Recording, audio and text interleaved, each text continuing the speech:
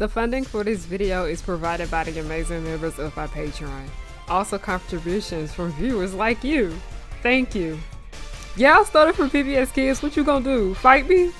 Anyway, roll the video.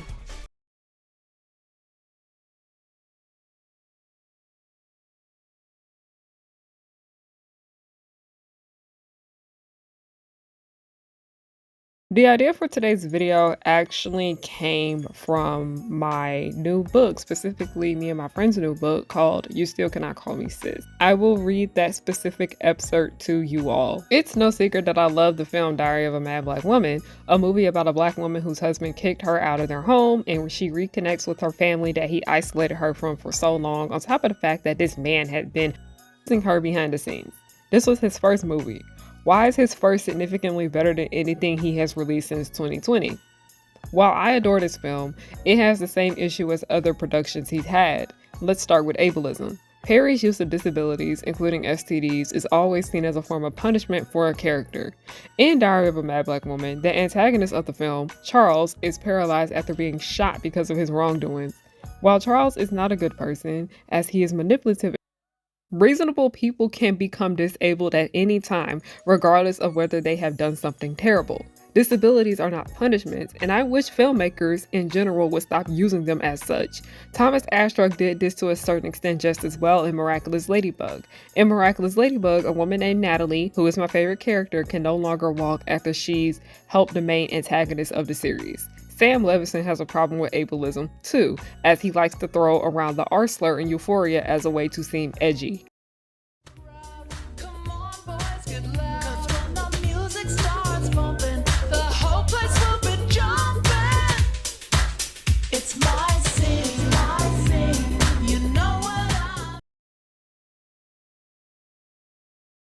Hey y'all, it's Harriana and I'm back with another video. Hi, hello, how are you doing? My name is Harriana and welcome back to The Pirate Ship, also known as Harry Hook's Pirate Ship. I am the captain, you are not my first mate. I don't got no first mate because you want to know why? Bring your ear closer to the speaker so you can hear me clearly. No one's worthy of being the first mate. But hi, hello, how are you doing? My name is Harriana and I like to make content based on nostalgia and family and children's entertainment and all the issues that I find within those spaces. Now, today's video is going to be art commentary because I'm gonna be honest, y'all, I look a mess at the moment. I look a hot mess. And what I mean by that, I was too tired to take my makeup off last night after doing a cosplay. Yeah, your girl's just not feeling the way she looks at the moment. And I was like, it's been a minute since I've done an art commentary video. That's the reason I do these, like during emergencies when I need to get something uploaded. But anyway, the reason I decided to pick Miraculous Ladybug and specifically Diary of a Mad Black Woman, that's the Tyler Perry production we will be discussing, has to do with the fact that both of these pieces of media did the exact same thing and it was not handled well in my opinion. And I did state earlier that Diary of a Mad Black Woman is one of Tyler Perry's best, but just because it is doesn't mean it does not have issues.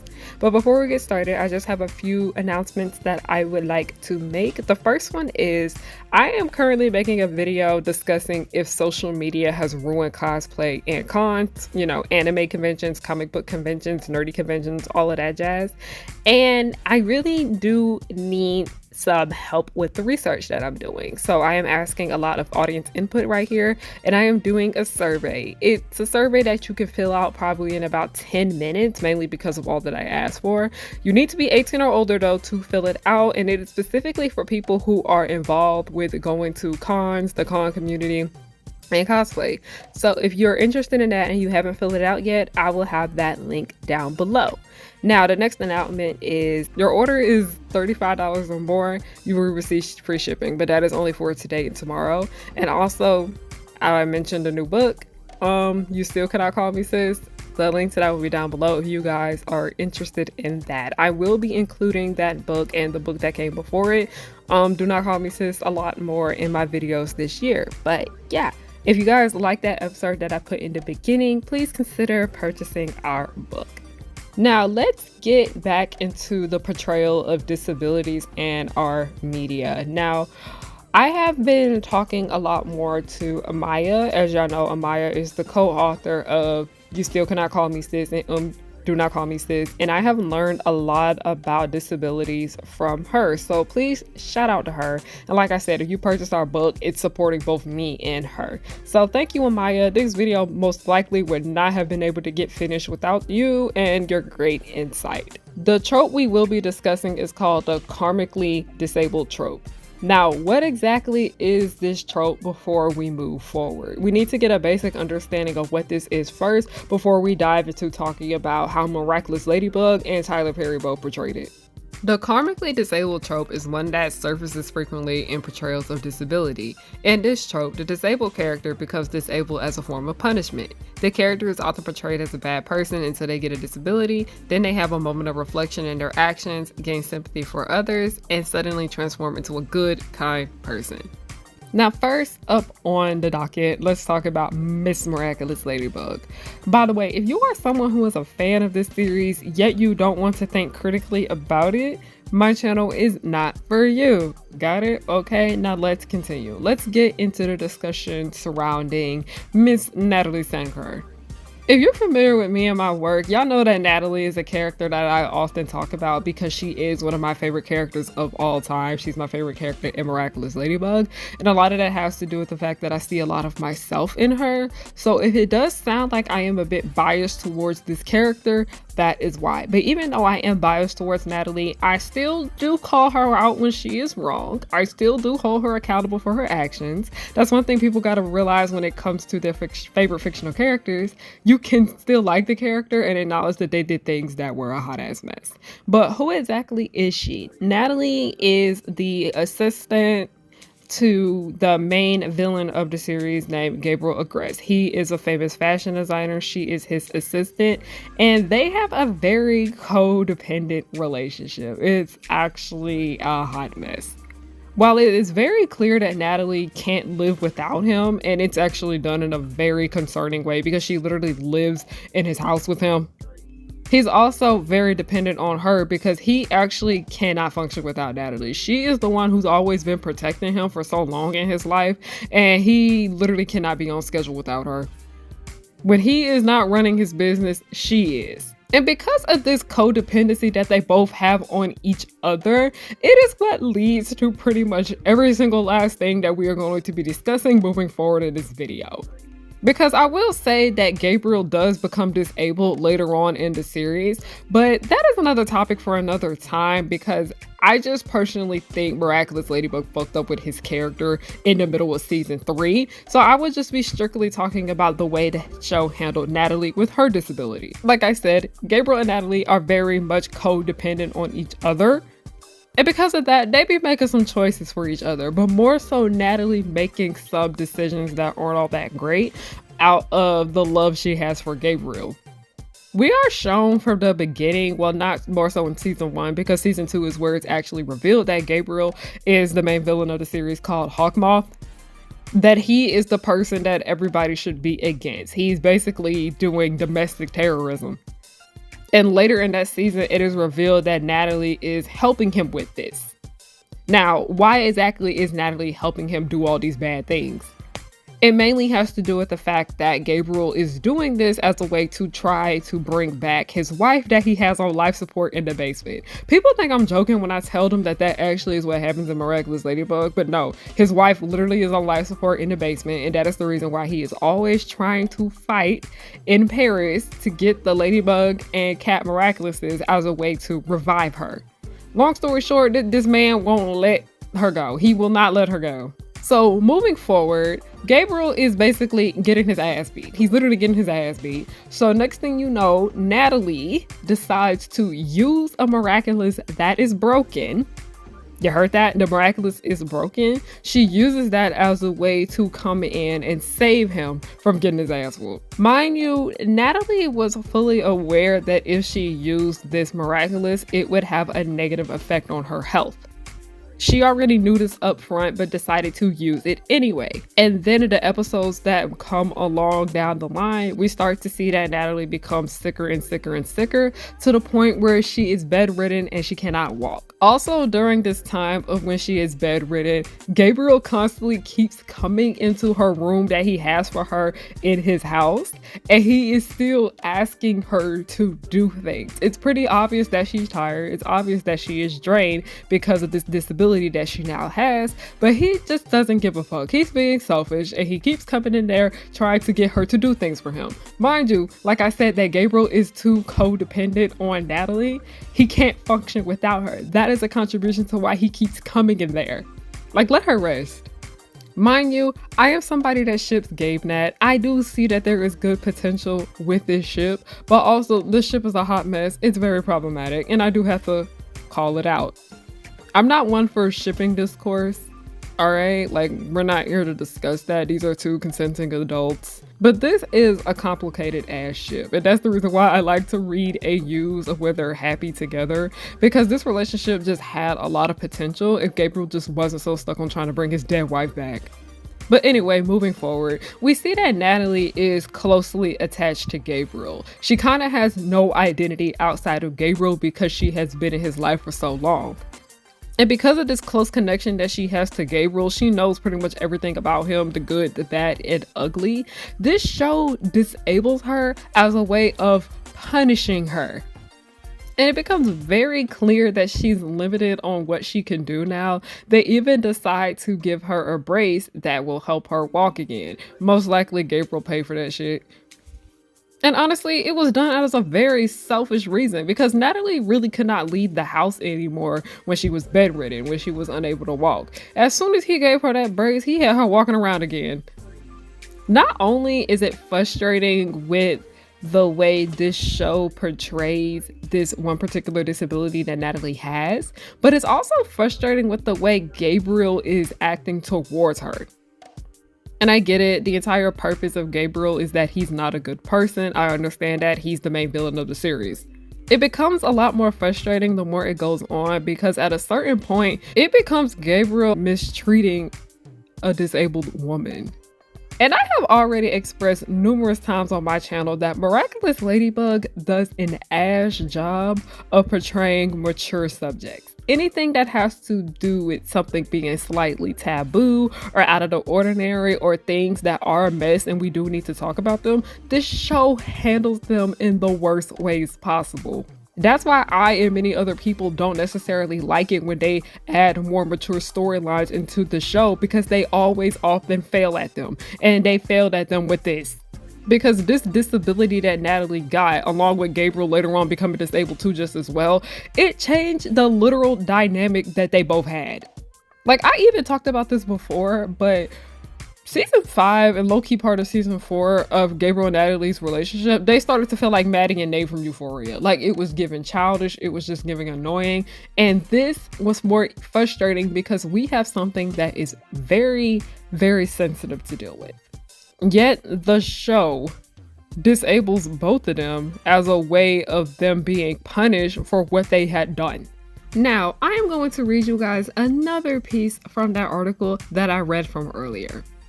The trope has several problematic aspects. The first is the assumption that a disability is a punishment. This assumes that disabilities are bad things to have and that people with disabilities are defined by their suffering. The trope reduces disabled people as symbols of suffering and victimization. The implication for this is the real world is that multifaceted but often evolved things, presuming that everything a disabled person does is motivated by their disability, assuming that disabled people are better off not existing, and treating disabled people as perpetual victims.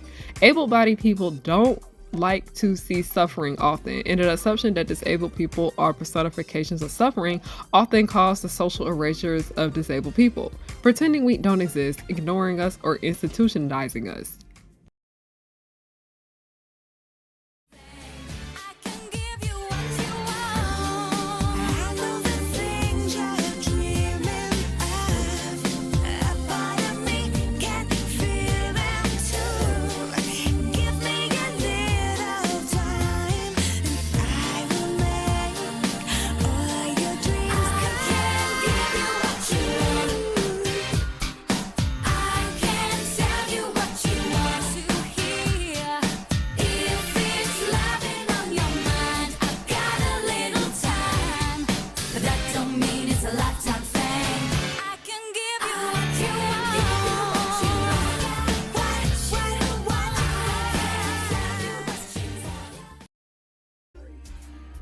Now let's move on to talking about Tyler Perry. Now, Tyler Perry has numerous issues with ableism and lots of works that he has made, but I specifically just want to talk about Diary of a Mad Black Woman, mainly because I have covered this film quite a few times on this channel, but I also wrote about it in the book in a lot more detail. If you guys are interested in that, please check that out. But it is kind of hard to have discussions about Tyler Perry productions because if you are a black person doing this, people write you off as hating on a black man and being jealous, and that is not the case. We have valid critiques when it comes to this man's work. We are not jealous of him because he is wealthy. Now that we got that out the way, what exactly happens in Diary of a Mad Black Woman? As I mentioned earlier, it basically has to do with a relationship between a woman named Helen and her husband, ex-husband, because she leaves him. Well, he leaves her. He kicks her out, we know. Charles, and we find out that Charles is just a terrible person from the beginning of the film, as we literally see him beating her and he threw her out the house. Now, throughout the film, we see that he's not only a terrible person towards Helen, but we see that he is making a lot of bad business deals on the side. It's obvious that he's not handling money well. And because he's not doing that well, he ends up being caught up in a situation that gets him shot. What do I mean now when he gets shot? He gets shot, it was on the news, and then next thing you know, he is paralyzed from the waist down and can no longer walk. Now, I did talk a bit about the way Helen treated him in the video I made called Who's Afraid of Tyler Perry. I will have the link to that down below. I do want to focus a little bit more about the movie's portrayal of Charles opposed to what Helen had done to him. He basically can't do anything on his own now, and Helen comes back to the house to take care of him because a woman that he left her for literally took all his money and dipped. And he's still being a horrible person after he is no longer able to walk and he is in his wheelchair. But then Helen literally beats the shit out of him. Like, I'm not even joking. She literally beats his ass and mistreats him. And then he becomes nice. He becomes this sweet person. He's completely different than what we have saw from him in the movie up until this point. And a lot of that has to do with the fact that he was now afraid of Helen, but also this is another factor that goes into this trope. Because like I said, Charles at the end of this movie is completely different than how he was in the beginning. And that had a lot to do with the fact that he became paralyzed. Now I'm going to read you all one more piece from that article that I pulled from earlier, and then we will go back into my commentary. Secondly, the trope assumes that people with disabilities must have done something bad in their lives to become disabled, that all disability is a form of punishment. I have encountered this on a personal level from various people who've exposed various beliefs that suggesting that disability is the punishment for those who deserve it. They have frequently asked what I have done to become disabled, suggesting that disability is a punishment for sin, or is baggage from a past life, or is a result of something fundamentally going wrong at a spiritual level. Thirdly, the trope assumes that having a disability naturally transforms someone into a new and better person. While becoming disabled can be a transformative experience and cause people to have changed many aspects of their lives, it should not be considered to be such a radical change in attitude. It is not a pedagogical tool or a way of teaching someone to be a better person. It simply is a change. Tell you something, anyone can be disabled at any time, yes, including you watching this video right now. Disability is something that is not taken into consideration with a lot of art, media, events, etc. So it's not surprising to see that ableism is rampant in these words, but also within fandom spaces. But I don't think we need to speak over disabled people who point out why this trope is harmful. But I just don't think we need to speak over disabled people in general when they are talking about harmful tropes all the time, because this is not the only harmful disabled trope that we see in our media, but this is just the only one I want to focus on today. While yes, Nathalie and Charles did horrible things and they could no longer walk after what they had done, but also it does not matter how healthy you are on the surface. Like, we can say that Nathalie and Charles seem to be like okay with their physical health, but you can get in an accident that stops you from walking. You can get in an accident that affects your health in general, regardless if you are a good person or not. There are people that I have seen stories about that have gotten into car accidents. They are sweet as pie from what I have seen, and they become disabled. It reminds me of a post that I saw regarding Noah Schnapp. Y'all know Beaver Bowl head from Stranger Things, I'm gonna insert the video right here for you guys to see. Ableism really has some of you on some circular thinking. I saw this tweet saying that Celine Dion has lost control of her muscles following her battle with stiff person syndrome. And this person is asking God to take away all her suffering and give it to Noah Schnapp. All this does is present disability as a punishment that should be wielded from one person to the next. At the exact same time, Palestinians are experiencing a mass disabling event in which they are told by the West that they deserve it, like a punishment. As much as I don't like Noah, I'm not going to sit here and wish disability on him because disabilities are not punishments. So I wish our media would stop presenting them as such, but they're not going to do it because many people don't care to listen to marginalized groups, and disabled people are often neglected sadly. That's pretty much it for this video. It was a bit more on the rantier side. It is shorter. I hope you guys enjoyed this. I hope you were able to take something away from it. All the links to what I had mentioned in the beginning of the videos will be down below. Like I said, the sale is going on my shop today and tomorrow. And yeah, that's pretty much all I got to say. Thank you guys so much for watching today's video. Have a great day, night, or whatever time of the day you chose to watch this video. I'm just thankful that you're watching with the ads on. Alright, thank you. Goodbye.